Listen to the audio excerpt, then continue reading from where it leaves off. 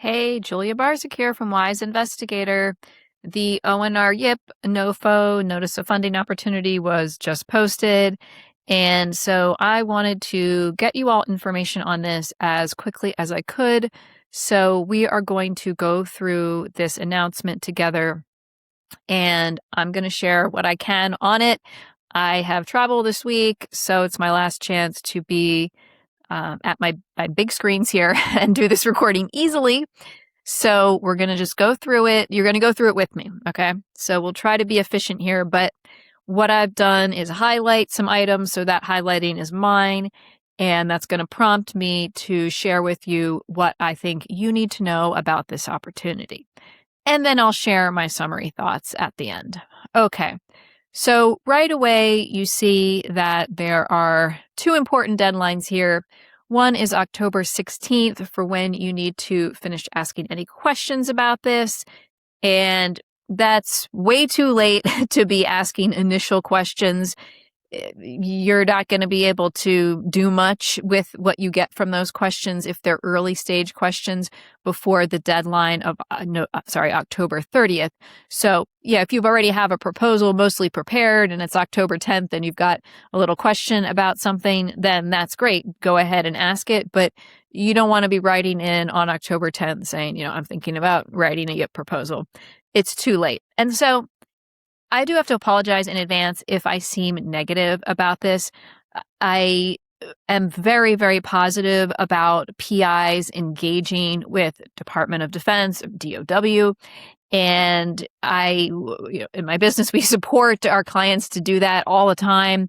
And there are so many great opportunities for new PIs to engage in defense research.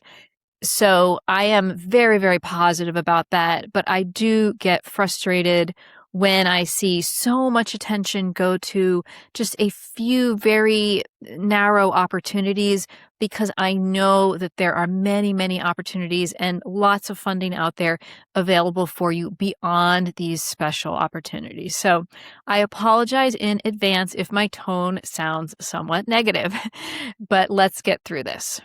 Okay. So I'm going to scroll through and we're going to see what are the important things to look at here. Now, just because I'm scrolling quickly through something does not mean that you shouldn't be reading it or it's not important information. I love that they state this right at the outset. This is exactly what I'm getting at here. They want you to know before you read any further, this is a highly competitive opportunity. They're saying that last year they got over 330 proposals. They only made 23 awards. That's 7%. So this is very, very, very competitive. So keep that in mind. And they also want you to realize that this they're previewing here what we're going to learn in more detail in the evaluation criteria. It's not just about your one great idea that you're presenting. There's more that you're evaluated on, so we'll get to that. Okay, now once again, highlight these dates here. Now, we note here they are not accepting formal white papers. So just keep that in mind. But you don't need to prepare the 5-page white paper that's like a mini proposal for this opportunity. There is some information start here about when you must have received your PhD, but we're going to get down to more eligibility criteria. You've got that date right here. See if you qualify by that criteria, but there's more. Okay, so what are they looking for here with YIP? Well, they want you to, if you get the YIP, that you're going to be in a good position to continue to engage with DOW if your research continues to be in line with their needs. And they want you, as a promising early career researcher, to get engaged in other programs that they have. That this could be summer faculty programs, sabbatical leave, science to see, similar outreach activities. And they see that you would be playing an important part in education, development, encouragement of next generation of scientists and engineers. So these are all really great opportunities, and you don't need a YIP to engage in most of these, if not all of these. So these are the kinds of things that you can be on the lookout for. Now, some of these opportunities might require you to be a U.S. citizen, perhaps if you're going to be on site working at a lab over the summer. I don't know. You have to look at each specific one. But even if you are not a permanent resident or a U.S. citizen, there are ways to engage with DoD. So these are, I love this paragraph or these bullets here because it's letting you know that there's lots of ways to engage. And the YIP winners will hopefully engage in these ways, and other people can engage this way too. So then we get into some important stuff here. The questions that you have need to be submitted to the right program officers or technical program officers. We'll get to that soon, but there is an important name and contact information here. This is for Dr. Reginald Williams, and this person is the overall YIP program manager. There's a generic ONR YIP email address there. So just make a note of that. This is the person, like they say here, who can help you with administrative questions, your eligibility, that kind of thing. But again, keep that in mind. Now, this is going to be more for your research office when they have questions about submissions, but it's another point of contact there. And actually there, they give an email address for an individual person. We're going to continue. This was the ONR's highlight, but here is eligibility stuff. So we already said that about when you need to have your PhD by. And you also need to be in a tenure-track position, and you must be a U.S. citizen, national, or permanent resident by the date that the proposals are due. Okay, so let me continue. All the stuff I'm scrolling through, you need to read it carefully. Just getting some highlights here, especially trying to communicate the content that would affect whether or not you want to pursue this. Strongly encourage, okay, bold and all caps. So that means you got to do this, okay? It's not technically required, but if you don't do it, you're basically not going to win a YIP, okay? So you've got to contact the program officer, who is the technical point of contact, and discuss your research ideas. And they're going to have different ways that they want to discuss that with you. They may ask you to describe something in an email. You know, it might even look like a white paper. There's not a formal white paper process, but you're just going to have to listen to that person and do what they say in terms of how they want you to share the information. If they want to have a phone call or go back and forth on email, that's going to depend on the individual. So that's where you can submit the brief topic description. It says it's not required, but that doesn't mean that it's not recommended, and I highly recommend that. So here are the websites that you can go to, and I've got one on my screen, but I'm not going to complicate things now. You just go to that website. You're going to see a list of all the different programs, and you need to find the person who's most appropriate for your research area and reach out to that person. And there's more information about how you're going to do that. So these are an overview of the research areas, but you're going to go again to the website here and find out who you need to reach.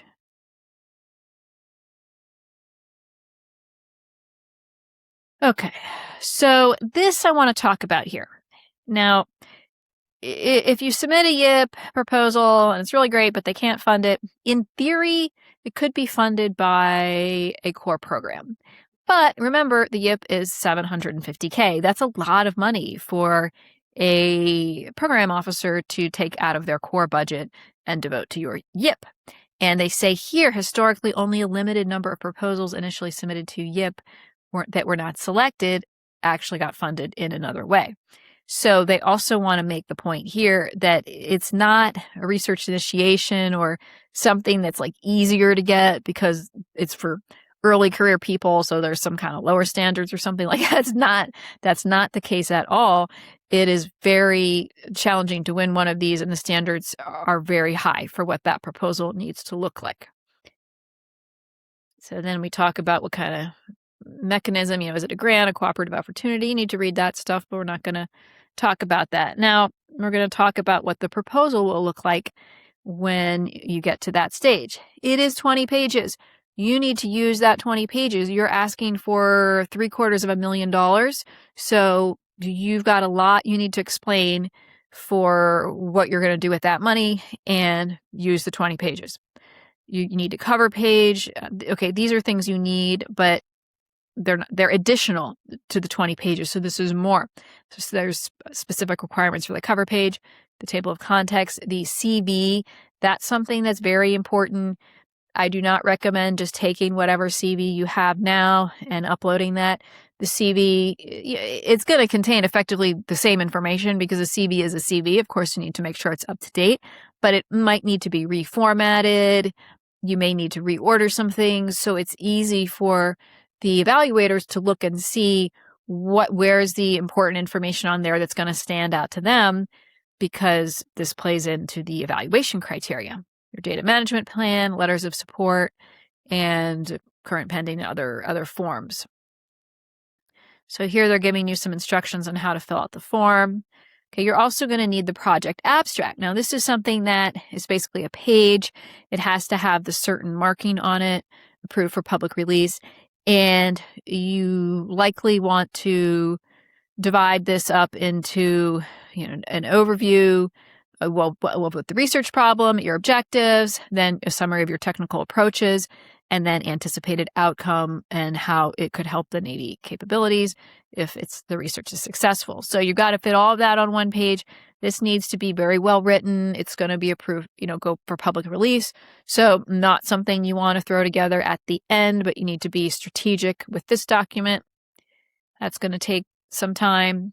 Then again, instructions for the proposal, the technical approach. There's a lot that you need to include here. You've got to follow all of these with the subsections and make sure you're very complete.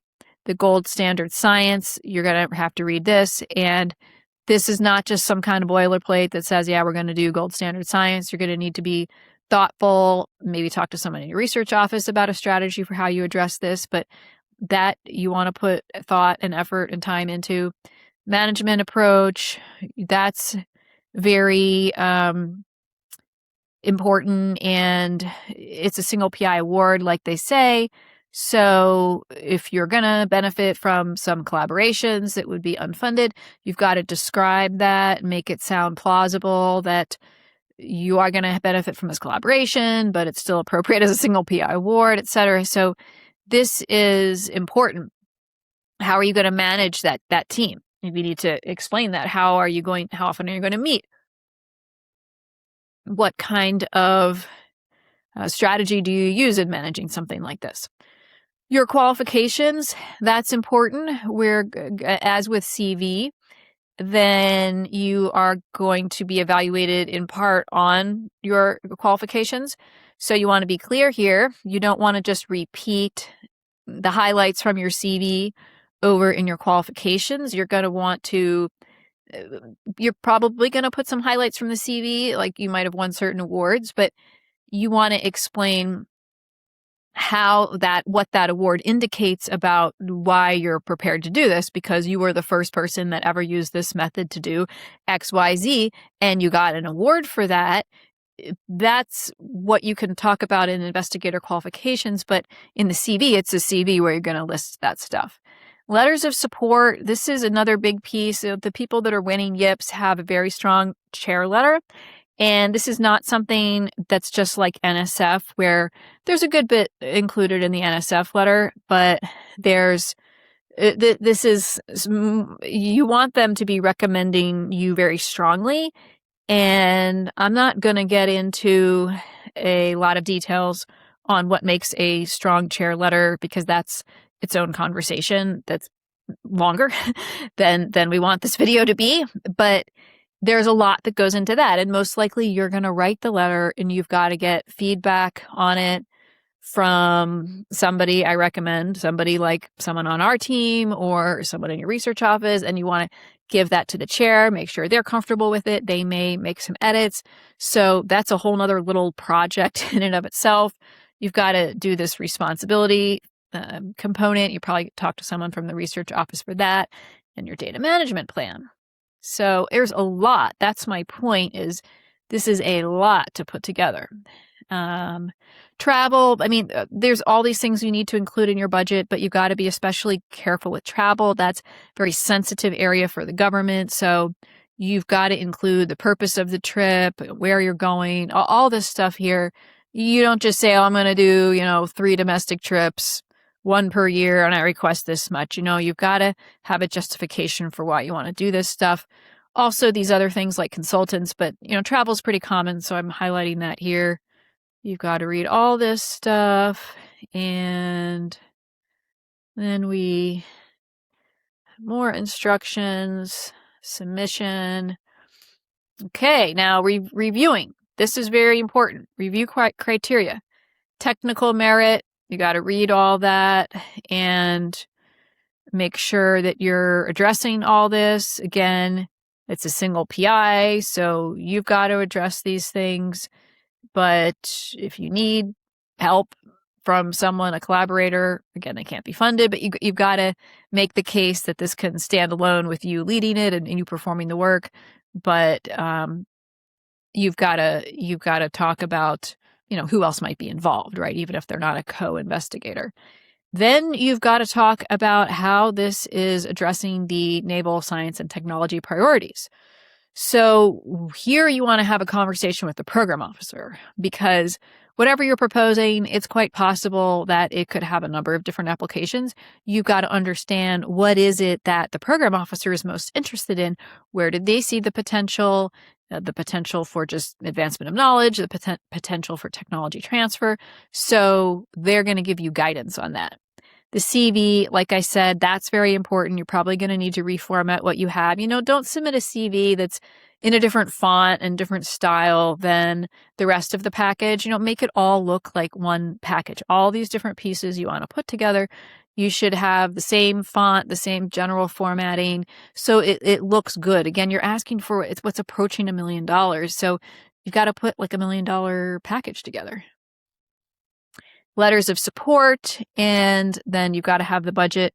So these are the evaluation criteria. So this is all 5 of these. They're each getting 20%. They say that these are all equally important. So it's definitely normal for PI to think technical merit, that's like 70% of it, and this other stuff, the CV, et cetera, is just not important. Well, it is. It is very important. Okay, then we talk about the process of who's going to evaluate this. So they're saying that it's basically going to be reviewed by government personnel. Now, this is very interesting. They might have contractors who review this. They're not federal employees. I've got to be very clear about that, but they are generally working on site with the government people.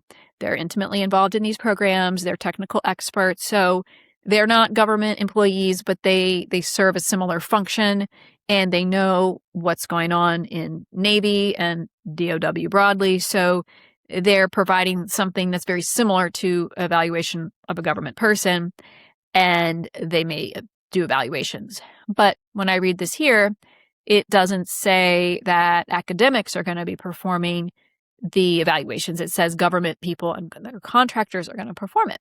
And now that's something that I could also go off on for a little ways. I see we're at 18 minutes here, so I'm not going to talk more about that. There's also a bit of more nuance with that, but this is the kind of thing that you want to be keeping in mind from the beginning. Okay, here are the evaluation criteria and who is going to be reviewing it. This is important information for you to think about to inform your strategy from the beginning. And let's see if there was any. Oh, there's more. Okay. So now this is useful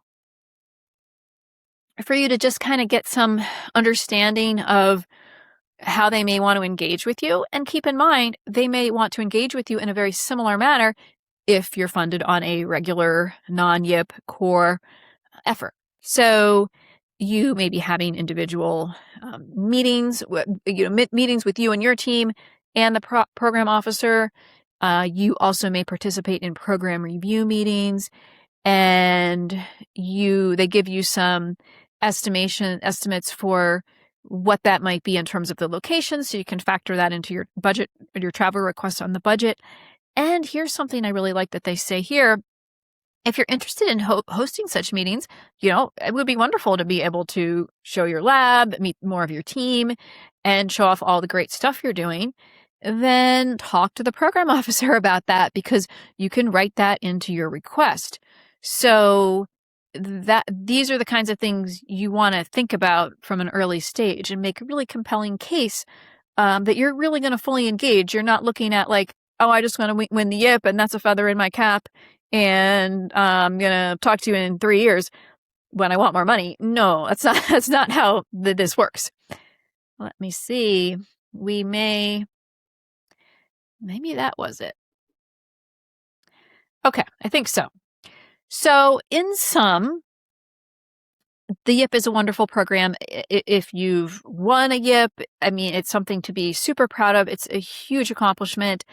And it's a real honor. Like they say somewhere in the document, they want to offer these awards to honor our best and our brightest. So it's a great program. The reason why I get a little frustrated, and this also holds for DEPSCOR, the DEPSCOR Research Collaboration Award and the DURIP Instrumentation Program, which all just recently came out around the same time. So that's why I'm feeling like, oh gosh, I hope I'm not being too negative about these things, because I keep repeating myself, but there's a lot of the same guidance that goes for all three of these opportunities, is that there are so many wonderful opportunities to engage with Department of Defense / Department of War to get your basic research, or even like a little bit more applied 6.2 research funded, and develop some really productive collaborations. The DoD is supporting the cutting edge research that's going on in this country. I'm not saying that other organizations aren't also supporting cutting edge research, but there is a really great opportunity to get your high risk, your most exciting research funded by an organization that in many cases can move quickly. Sometimes it's very slow, but there can be opportunities where it can move quickly, that your research can be transitioned, that you can participate in these things like the program reviews they're mentioning, where they're taking really the top people in your field, getting together for a couple days and having just such a world-class experience that you can participate in that without ever having a YIP or a special DEPSCOR award. So I want to encourage you to pursue the opportunities. You can find the people you need to talk to on the website I'm just talking about ONR right now, that they link to, and talk to those people and talk to them about the research you want to do. That's the most important thing at the end of the day, is what are you trying to accomplish? What resources will you need to do it? The core awards are coming out of these organizations like in the 500Ks, 600Ks. So that is no small amount of money. As far as your career, if you win a 500K single investigator award for ONR, your department, your institution is going to be absolutely thrilled with that result. And early career PIs are winning those on a regular basis. So that is the path for most of you. And the thing that frustrated me when I was on the inside of one of these organizations, which was Army Research Office, would be when I would see really, really high quality proposals coming in that just couldn't be supported because the opportunity was so competitive. And, on the other hand, if you can't put a high quality proposal together, just don't submit it. With how many proposals are coming in, I'm not going to say that, everyone there is going to remember you and have a bad impression, but the program officer will likely remember your proposal. So they have a lot that they need to process too. And, the staff at most of these places is shrinking. I'm not, I don't have specific numbers for ONR, but I'm just saying that it's like, a lot of folks can be managing multiple programs as people have retired or left the government, et cetera. So don't overburden them either by submitting work that's not your best quality. If you are throwing things together at the last minute, just don't submit. Never mind the work that's going on from the people at your institution in the research office who are putting all of this stuff together for you. This is a very heavy lift. So take it easy on yourself. consider the people at your institution, consider the people in the government. Don't put work into something that doesn't have a solid chance.